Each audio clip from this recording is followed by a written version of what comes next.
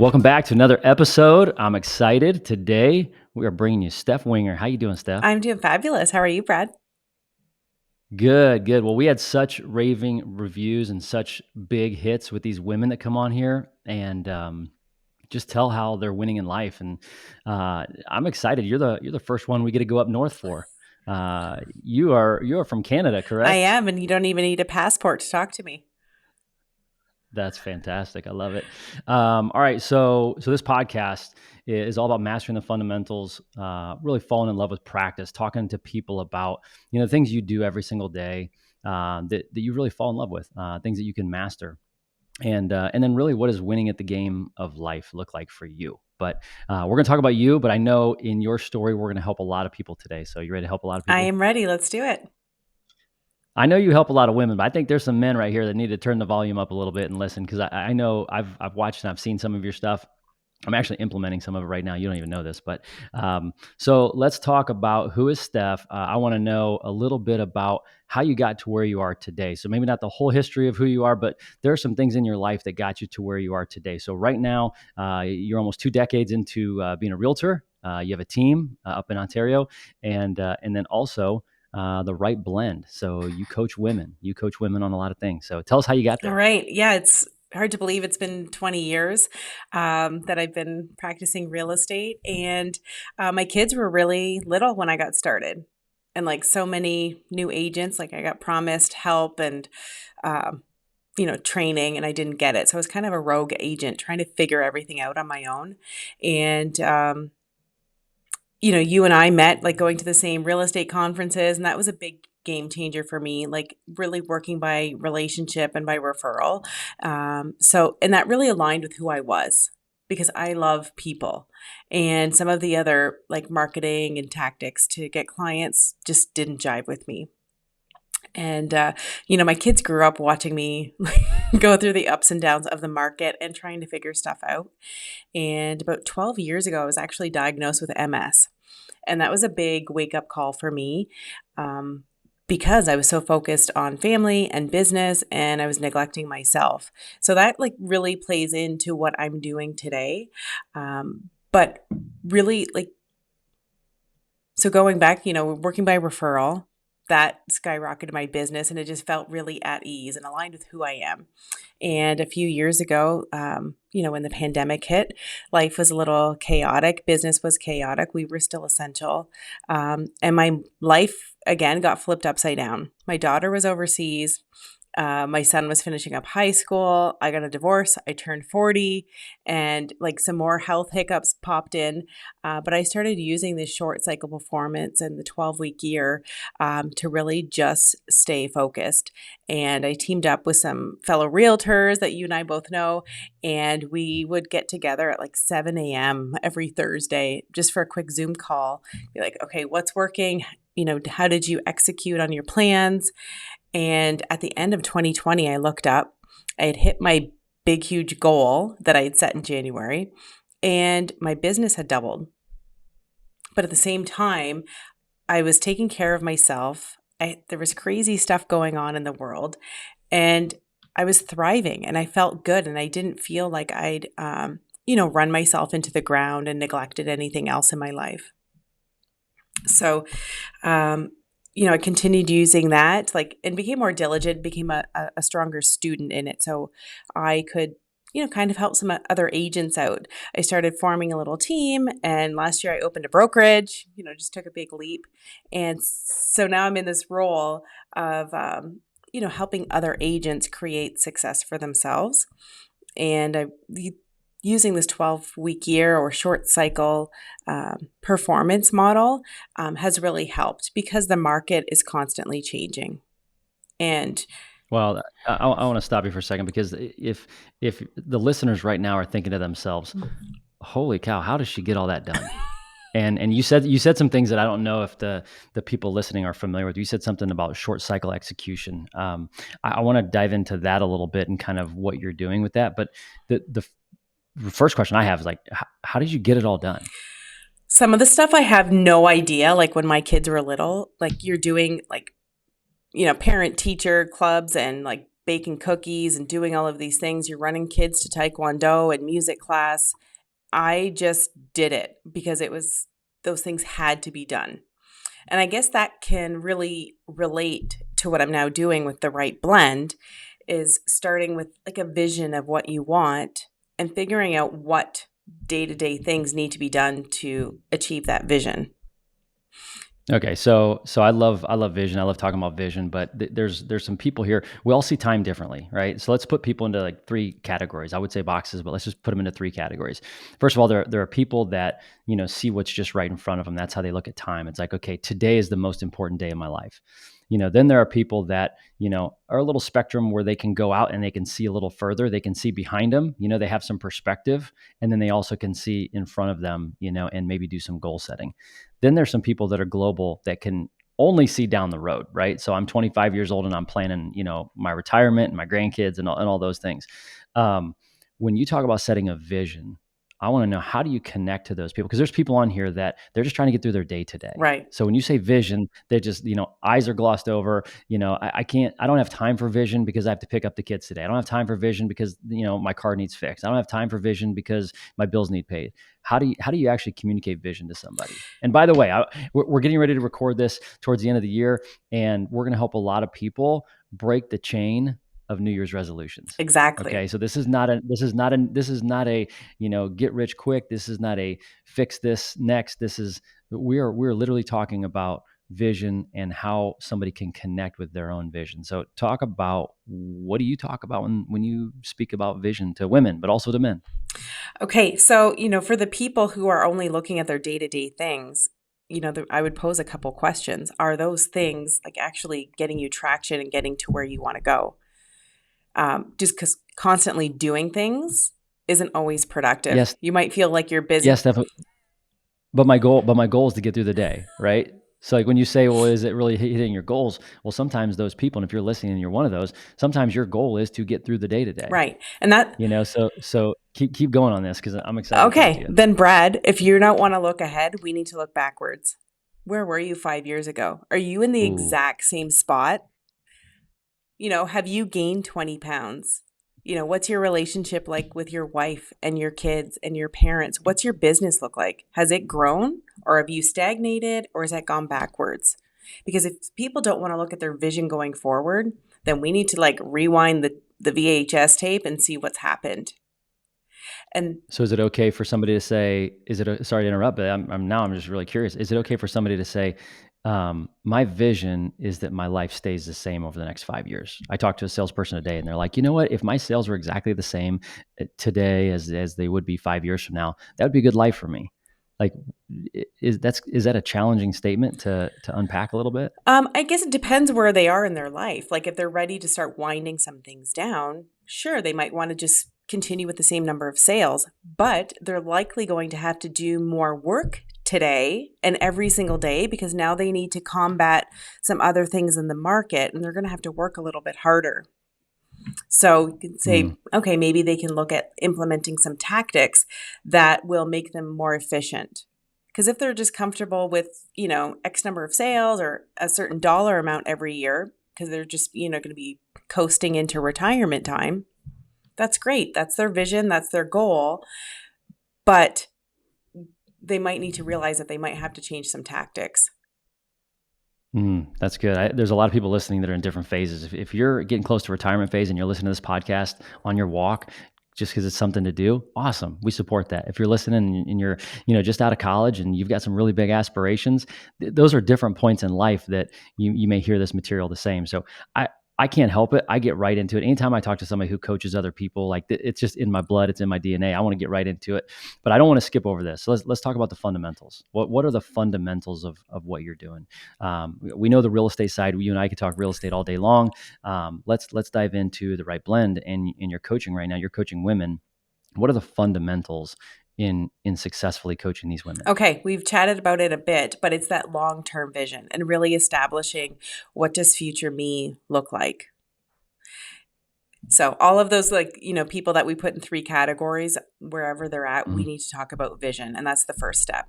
And it could be like a 40-year time span from now, but when they're kind of chilling, reflecting back on their life in their 80s or Yeah. 90s. What do they want to have accomplished or been? And it's a little bit more abstract in general.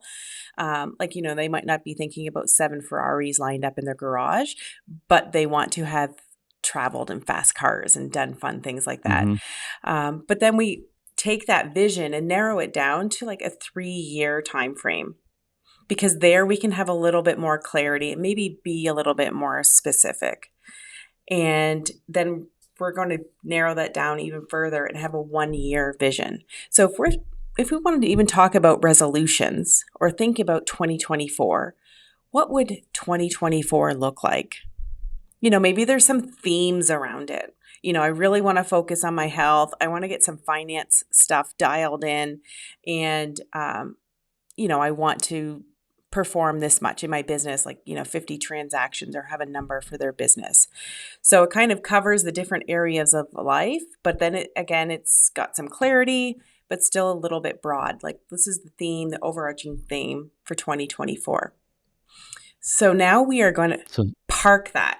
yeah, vision. So I just keep hearing vision, vision, vision, and vision can be further down the road. It could be 5, 10 years or more. It could be 1 year, and then there's themes to it. So the anti-resolution is I'm going on this diet, or I'm saving whatever. But really, I mean, I learned this from my kids this week. My kids are adamant about, Dad, we need to plan spring break right now. That's a vision. Yes, it Right? is. And they got goal boards and they got vision boards on their doors at home, and so they're inspiring me. And I'm like, hey, I got to get through today. I got to figure out, how to get through this week. And so that's helping me. So other people can help you with your vision too, right? Exactly. And just think, like, if you've got a company or your family and you're tied into a vision together, whether it's a spring break trip or like maybe a big, huge, like purchasing a family cottage or something, if everyone's tied into this vision together and everyone's emotionally attached, or even in your company, that like, hey, we want to make this impact in our community. Here's how we can all play a part. Now it just fuels that even more. But if we're like, so we're starting with vision and we've got this plan that, or like this idea, this goal, this theme for the next 12 months, we want to then just kind of park it and forget about 12 months. Because, like we know, whenever people set their New Year's resolutions, they're like, oh, I'm going to lose 20 pounds because last year it was 15, but I gained 5. So now I have to lose 20. And, I want to lose this weight, and I'm going to have better relationships with my kids, and I'm going to do this in my community. I'm going to travel. So they're just more of wishes. And you're not fully committed to them and married to them. They're just like an idea and a wishful thinking. But if we put this down into an actual plan that, okay, I want to grow my business. What do I actually need to do? And what do I need to do in the first 12 weeks of the year? And then we look at the 12 weeks as the full year. It's not a quarter. It's not like a part of the year. This is the year. And just even think, if we were like playing hockey, and if the coach said, okay, I know it's the first period, but we are only playing 1 period today. The other 2 don't exist. So you guys need to get on the ice when it's your shift. You need to play full out as if this is the only 20 minutes we've got. That's good. Right? That's really Because, good. Yeah. you might be watching a game and, they kind of go out there, they're getting familiar, they're having some fun, they might be roughing around and they're having penalties. And then, at the intermission, they're like, okay, let's regroup. We've got another period. But you don't. Like, if you thought of it as only having 12 weeks or only that 20-minute period in the hockey game, you would play so much differently. Okay, so I want to identify some things. So I love how you use the sports analogy, because that relates to me. When I was in college playing basketball, I remember we'd come out of the second half and there was media timeouts, right? So like there would be TV commercials. So there's media timeouts under 16, under 12, under 8, under 4. And our coaches would say, okay, we got 4 minutes. Like, this is a 4-minute battle. We got to win the next 4 minutes. We got to lead the next session before the next media timeout. And it was those bursts. And so what you're talking about, that's essentially short cycle execution. That is focusing on something really small. When you said, let's take a goal of, I want to lose, 20 pounds. Let's go there. What somebody would do that wrong is they would say, I want to lose 5 pounds a quarter. Right. I want to lose 20 pounds. So I'm going to lose 5 pounds a quarter because that seems easy to me and I can still be somewhat comfortable and eat the double stuffed Oreos at night and know that, I'll be fine, just for 5 pounds. So help me change my thinking on that a little bit. Cause I think some people think that way. They think annually, they think quarterly, our current vision of time, our current time structure seems a little backwards based on what you're describing. Is that true? Exactly. So it's almost the fundamentals are vision and time. So it's like vision, have a vision, and then figure out, how are you going to break that into time where you can actually win the segment of time that you're framing your mindset around. Exactly. Is that Yeah, correct? exactly. Okay. Yeah, we don't want to score 3 goals per period. We want to, we want to score 3 goals in that first period. Mm-hmm. But even like going for the weight loss, like if we're looking at like improving our health or our strength or, wanting to lose some fat from our bodies, that first 12-week year, like if we're going to launch out the gate, January 1st, and this is our goal because it ties in with our vision, we're committed to it. And we want to be healthy. Like when we're 80, we don't want to be in a wheelchair. We want to be able to run after our great grandkids. So that emotion is attached to it. And that's why so many people set resolutions and they don't stick with it. Not just the plan, but they also aren't emotionally attached to what they're going for. Okay. All right. I have tons of questions. So at the beginning of the year starting, everybody's putting their annual plans together right now. And we're just going to tell you to pause on your annual plans for a little bit. I know you're probably getting started or you're halfway through, or maybe even you've finished and you're like, oh, great. Thanks, Brad. What are we doing now? But Steph, let's talk about this. So the fundamentals are vision and time, right? That's what I've heard you say. You got to have a vision. And then you have to figure out how you can use time to your advantage and not have it a constraint. Exactly. Okay.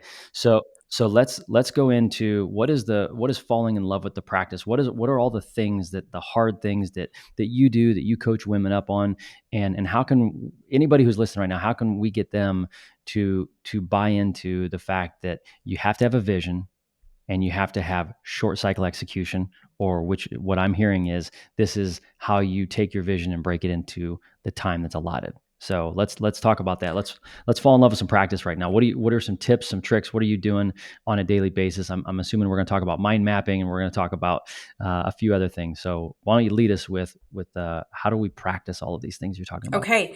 Well, figuring out how, if we want to stay with this like fitness goal, let's mind map some ideas of what we need to do in that first quarter. We might be at the point. All right, Brad needs to lose. Let's just go. Brad needs to lose 20 pounds. All right, we'll do that. Okay. And then that way we don't have to call out the women here. But Brad Okay. needs to lose 20 pounds, and I want to do it by the end of the year. And so I'm going to lose 5 pounds a quarter, and you're going to tell me that's not how we're going to do this. No, that's not how we're going to do it. We're going to All right, let's figure the right blend here, Steph. Okay. And you know what? You might have 10 pounds in the first 12 weeks. But let's mind map this out. What are you going to do? You're going to start walking after dinner. We're just going to like put all these things out. It's kind of like brainstorming, but they're actual ideas that you could implement. But for walking, like you don't even own a pair of running shoes. So you need to buy some running shoes. You need to get some headphones so that you can listen to some music while you go for a walk. You're going to put your workout clothes right beside the bed. So you get up and grab them and you're going out for your walk. So it's even getting down to the smallest little habit, or filling a water bottle. What 30 things can we mind map that could help you in this first 12-week year? Let's figure them all out. And let's pick the ones that you feel like you should start with. Well, number one, I know I need to get a pair of running shoes or sneakers so that I can get out there and walk. I know that I need to increase my water intake. I need to clean out all of the Oreos and all of the Christmas holiday junk food from the cupboard.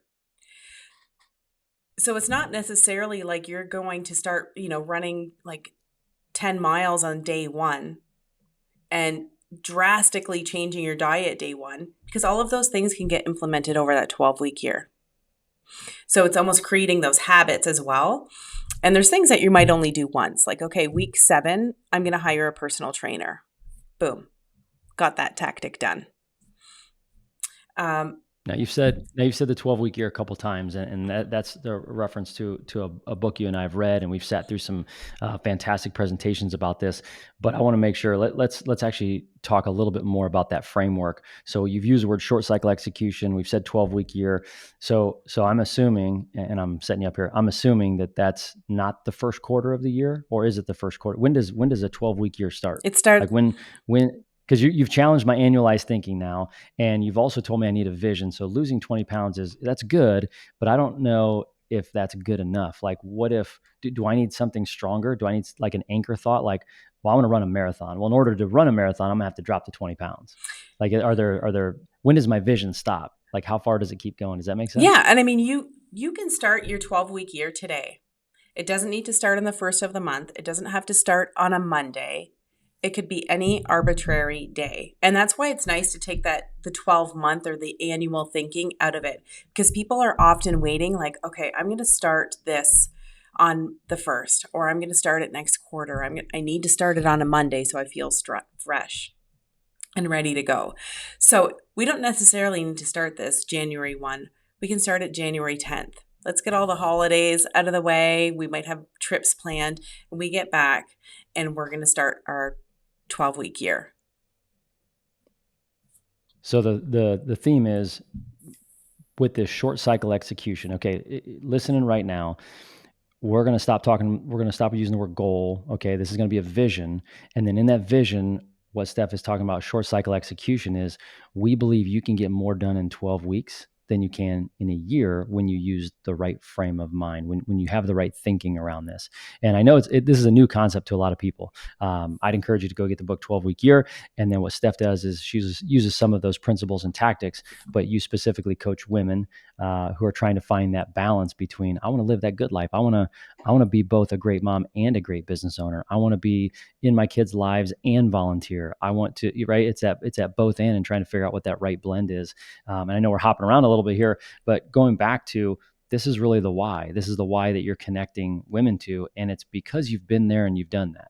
I don't like having people on this podcast that say, hey, I read a book and now I've got the answers. I like people that have gone through something, they've figured it out, and are vulnerable and willing to say, I want to help people who are in my shoes. Right. So why women? Why do you want to help women? Because this is helping a lot of men right now, but why women? I just feel really connected and called because when I started in real estate, I had 2 little kids. So I had this battle between being a great mom and building my business. And then I got to the point, like, 8, 10 years later, that I totally neglected myself because I was doing all the mom things and doing all the realtor things, that my body like put up 100 red flags and was like, let's put the brakes on and we're going to, cause some issues in your body. And I end up with this diagnosis. So I am passionate. I don't want other women, number one, to take 8 or 10 years to get their business life figured out and feel that struggle between the various roles and various hats that we wear. But I also don't want them neglecting themselves, because we do love serving. We love being great moms and a spouse and like serving all of our community and being supportive, but we forget about ourselves. And as much as we hear the analogy of, oh, put your oxygen mask on first, we never do. And it isn't until like you're sitting in a doctor's office and here's a scan of your brain, you're like, oh crap, I better wake up, and you're forced to take care of yourself. So I just really don't want other women going through that. And I guess it's great for men to listen to this too, because they might not see the perspective. Like they're like, oh my gosh, my wife is amazing. She does all of these things for the kids and she's building her business. And, like she's, cooks this great dinner for us on Sundays.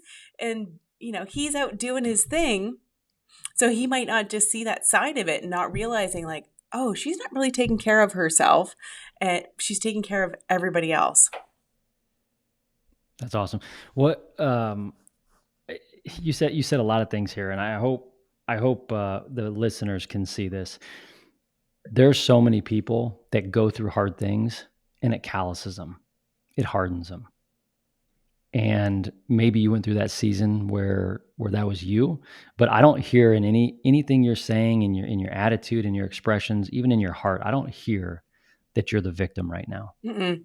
Was that tough for you? It was like I had, I think, about a week of a pity party because all I could think about was, the people that I knew with MS and where they were at in their lives.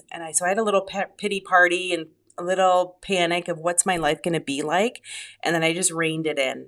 I'm like, okay, I've got this. But the first thing I did, I wouldn't accept it as a label. It's like, I am living with a disease. Okay. And I'm not fighting it either because I'm not a combative person. I'm like, okay, I've got this disease in my body. I don't want it to be here, but what can I control? So I really took control of the food that I was eating, the environment I was in. I did my best to manage my stress and really started taking care of myself. So here I am over a decade later, no increased symptoms, like I'm feeling good. I'm not on medications that are hurting me. I'm mobile. I've run some races and I've done fun things. I'm able to travel, and I feel really good because I just thought about what I could control. And sometimes we might have these great plans lined up. Like we might work together. Let's have a vision and let's make a plan. Okay, what are we going to do every day? We're going to check in. We're going to measure and track. But something might happen. Like somebody might crash into your car. Now there's a hiccup. What can we control? How can we pivot? How can we work around it? So there's always like keeping that white space in your calendar, but also a little mentally, not being so rigid and stuck to everything that if something pops into your life or if there's a disruption, interruption, you've got the capacity to manage it. Well, I'm going to interrupt you because I'm usually save this for the end of the podcast, and we're still going to go there. But if you're a female and you're searching for somebody to do life together with, I would highly encourage you to reach out to Steph right now, because what you're sharing first of all, it's beautiful. Your story is amazing, and you're not letting it slow you down. Matter of fact, you're thriving. And so I've had a bunch of coaches in my life. I will always have coaches in my life. And one of the questions I always ask them is, what have you been through? Because for me, I'm going to glean that wisdom from them. Like I hire coaches for wisdom. I hire coaches because I can't see myself, day to day. I need somebody who can shine that light on me. And you can't shine the light on me if you haven't been past where I am or have gone through something that can help me out. So if you're listening right now, if you're a salesperson, if you're trying to start a business, if you're a female who's just looking for support, highly, highly, highly recommend that you connect with somebody who's been there and done that. Steph, you've done that. So keep up the good work. We'll like I said, we'll save the end for some more flowers for you. But I just wanted to pause and highlight that because I think so many times it gets overlooked. Experience matters, and experience helps build wisdom, and wisdom gives you the confidence to move forward and help a whole lot of other people. Thank you. You're welcome. What else? What else? You're coaching some women right now. What are some of the challenges that a lot of the women that you're talking to are having right now? A lot of it is overwhelm. And that's where I come in and help like give that perspective and remind them, okay, what are we working towards?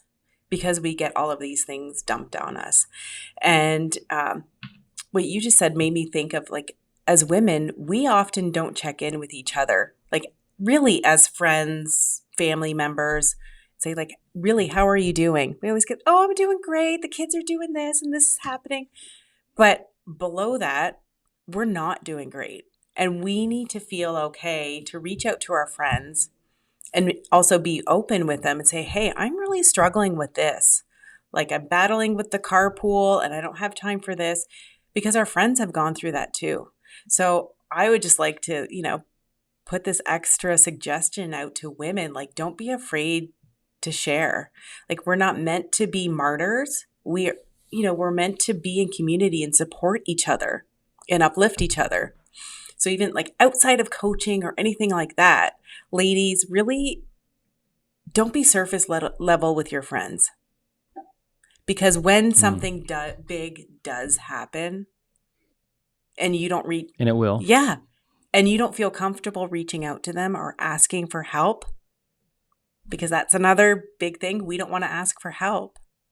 We don't want to show that we're weak, but we need help. It's so much better to collaborate and work on things together than try to be a little island and get everything done yourself. All right, give a little tip on initiating that, because there's a lot of women in real estate. I'm surrounded by a lot of women, and they're amazing, amazing women, and I'm grateful for it. A lot of times, I either hear or I'm just imagining that sometimes the women are like, "Well, why hasn't so and so reached out to me in a while?" Uh, I'm just assuming maybe that's common, where there's a lot of women out there that are like, "Why haven't my friends reached out to me? I'm going through something." Like, how does one initiate that conversation? Right. And it might be, okay, she's not reaching out to me and she's probably thinking the same thing. So Right. one of you has to start it and just pick up the phone or send a quick text message and just say, I need you, or how Mhm. are you? And or even get in the habit, if nothing's going on, like I've got a reminder on my phone, so that I don't forget, because we can get caught up in the day to day of, hey, text this friend. So Mhm. it's not like every Saturday at 10 a.m. I'm sending her a text and she realizes it, but it's there. And I know, like, I'm going to send her a quick text, see how she's doing, how the kids are doing, and actually care and be okay with asking the big questions. Yeah. You said put a reminder on your phone. That reminded me. We've been at conferences. A great speaker, Bob Bodine. He's written some amazing books, and one of his book was The Power of Who. And he had something in his company, big time company, right? And he had what he called Friendship Fridays. And Friday afternoon, the staff just kind of everybody shut down, and it was literally about, hey, we're going to take a couple hours, and you're just going to reach out to your friends. You're going to check in on them. You're going to see how they are doing. And I've done that here. And there's a couple people in our community that they know, and you know who you are. And I've reached out. I'm like, hey, it's Friendship Friday. I'm calling to check in. How you doing? And so that's something that if you build that into your calendar, and it's frequent, I think when people put out something into the world, they're going to get something back. Hmm. We always receive more when we give. And so what you're saying is, sometimes it's not okay to just wait for people to reach out to you, but by starting those conversations, right, we're going to receive more, and we're going to get more for that. Anyway, that's just a tip for the listeners. Man or woman, you can do that. But Friendship Fridays was something great that I've put that into my calendar, that on Fridays I just try to reach out to my friends, check in on them. Yeah, I love it. And, everybody's struggling with something, but on the surface, we look great. And it could just be like Right. that quick text message, quick phone call, even an email, and letting them know, hey, we all go through crap at different times of our lives. If you need me, I'm here. I feel like with a lot of the work that I've done on myself, I'm really not great at small talk. So when I meet people, I almost feel like the vibe I give off is, "Hey, how are you really doing?" And it's like the first introduction. Like there's no icebreaker. It's like, "Hey, how's the weather? What do you do for a living?" I just look them into their soul and just say, "Hey, how are you doing? Can I help you with anything?" And it's just because I've been trained that, we all are going through something, and that's okay. And, out of your pain comes your purpose. And right now you've shared some of the pains in your life, and it's turned into that purpose. And you are living this, you're living what most people would be so benefited by just, understanding their past, understanding what was hurting them, and reframing their future.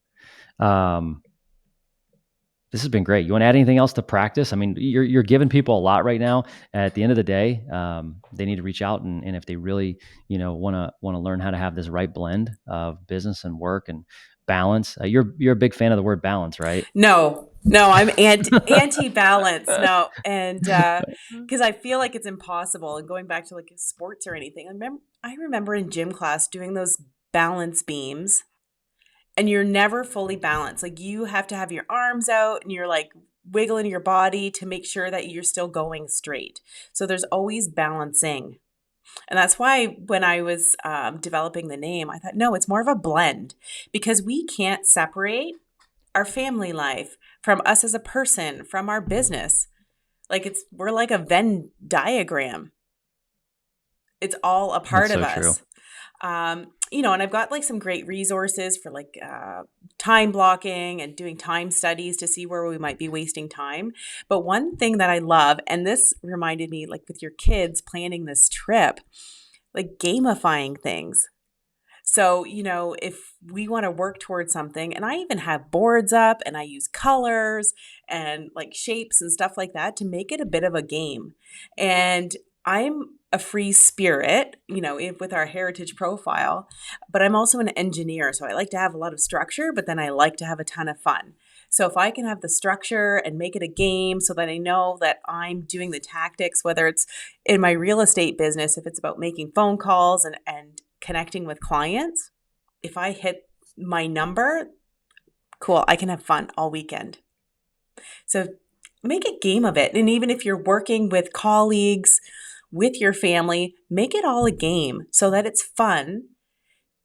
Because really, like hitting that goal of running the marathon or losing the 20 pounds or buying a Ferrari, that's not really the win.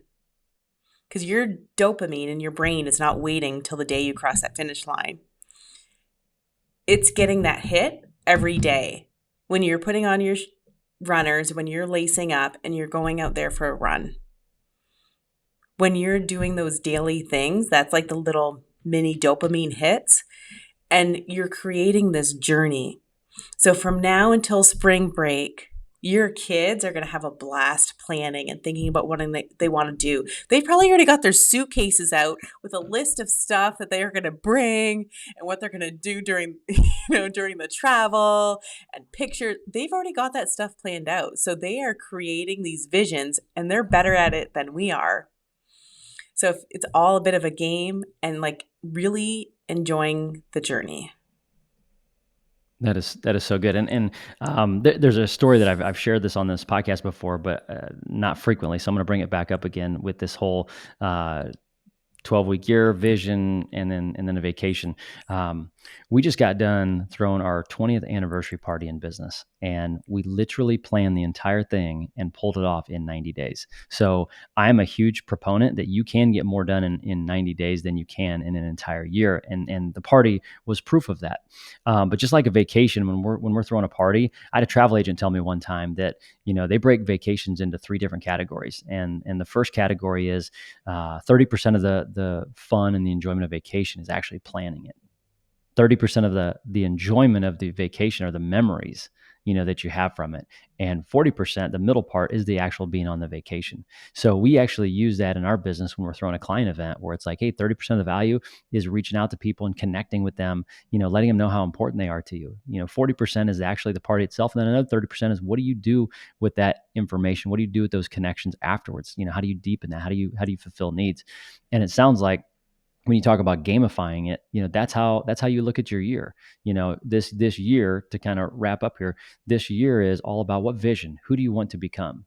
Who's the person you want to become? And then at a very basic level, this short cycle execution, how can I find those dopamine hits being 1% better today? Mm-hmm. How can I find that dopamine hit of winning the next 90 days? How can I make each week so important and so vital to my success that at the end of the week, there's a dopamine hit? There's a friend of ours, I won't name names, but a mutual friend of ours that if they won the week, okay, they said they had some goals inside their business, and if they won the week, their family had steak on Friday night. And if they didn't win the week, they had soup. So it was like the soup and steak. It was a soup and steak competition, and they gamified it, right? And so the kids are like on Wednesday, like, Mom, Dad, how are we doing? Like, do we need to go, take care of some people today? We want steak, and so again, I think you can do some fun things. Those dopamine hits are important, and it's about being 1% better every single day. And that's awesome. So people are going to reach out to you because I know a lot of people are struggling with this. They struggle with, I set goals every year. I don't see any progress. And what you shared today was very, very valuable. It was gold. What is the last question here? What does winning at the game of life look like for Steph? Ooh. A lot of people think, in general, that they need to have a dollar figure. And, that does come into play because we do need money to pay for our trips and spring break and client events. But just feeling like this sense of ease, because I've run my life without ease and it hasn't worked out well. But truly feeling this blend and having fun. And if something spontaneous comes up and I get invited to a comedy show, I'm up for it, or a hockey game. Yep, I can do it. Um, but just knowing that what I'm doing is aligned with who I am and who I want to be. Because in the past, there's been things that I don't really feel like doing that. And so I would procrastinate, not do it. But when I want to do something, I get lit up. So, I mean, being able to give back to my community has obviously been an incredible thing for me. And, helping the agents in my office, like seeing them succeed is a huge thing, just like seeing my kids succeed. Um, like that totally lights me up. But I just like it's in that long-term vision, but it's also enjoying the day to day, like not missing out on like smelling the roses, but still having a good direction. Wow. I can tell the emotional connection you have to this, and it reminds me of the quote that the meaning of life is to find your gift, and the purpose of life is to give that gift away. And you're doing that. So keep up the good work. You've embodied that. So I mean, I know I'm not a female, but I can't coach with you, but you've done the right blend, right? I mean, so you have a real estate business almost 20 years, and for you, there were some things that you found that needed to change or to add in, right? And to have a little fun. That free spirit, wanted to help a lot of other women right now find that same blend. And so you can use all of your knowledge of running a business, growing a business, having some setbacks, and that makes a fantastic coach. So I'm excited you're on here today. Thanks for being on the Well, show. thanks so much for having me. All right. So all the kids say send them their flowers. So in this podcast, student of the game, the thesis of this podcast is relationships win, and no matter what you're going through in life, relationships do win. And you alluded to it. What's the first thing that somebody can do? Go reach out to a friend. Yeah. Why? Because relationships win. That's how you get through life. So. Uh, who is somebody you want to send some virtual flowers to today? Who's somebody you want to send all the praise and accolades for helping you get to where you are? Oh my gosh, a big person who's had like a direct impact in my life is Kristen Tabert. I believe you know her as well. She's Shout out to the queen of Yep, coaching. yep, yep. She's like you said, we all have coaches, and she's been with me for several years and game changer. So send in the flowers to her. Awesome. That is so cool. All right. So this podcast is also designed, if we're going to say relationships win, then these listeners need to help out our guests. How can the listeners help you out, Steph? If they know anybody who is looking to get some more accomplished in the next 12 weeks than the next 12 months, they can reach out to me. I'm on all the socials at Steph C. Winger, and also my website, stephcwinger.com. Yeah, they can share the podcast. Hopefully people can glean some information from it, or, reach out to me if they want some help directly. But yeah, just share it. That's awesome. Yeah, well, I really appreciate you being on today, and I've enjoyed getting to know you over the last several months really well in preparing for this. But I remember Lindsay said she was at your table at one of the peaks, I think. But I'm excited to see where you go from here. I know how much you've accomplished so far. When Kristen was telling me everything you've done up to this point, I'm like, are you kidding me? Does she sleep? But obviously you got the right blend. So if you're listening right now, especially if you're a woman that's trying to find that right blend, Steph is a great person, a great resource. Go follow her. Go follow her on all the socials. But then maybe send her a direct message. Reach out to her and see what coaching would be for you and how your life can benefit from it. So just as a recap, the fundamentals are vision and time. How you see vision and how you see time. All the mess in the middle is based on short cycle execution. We look at time differently, and it sounds like winning to you is just helping a whole lot of people go through life and experience the greatness that it has to offer. Exactly.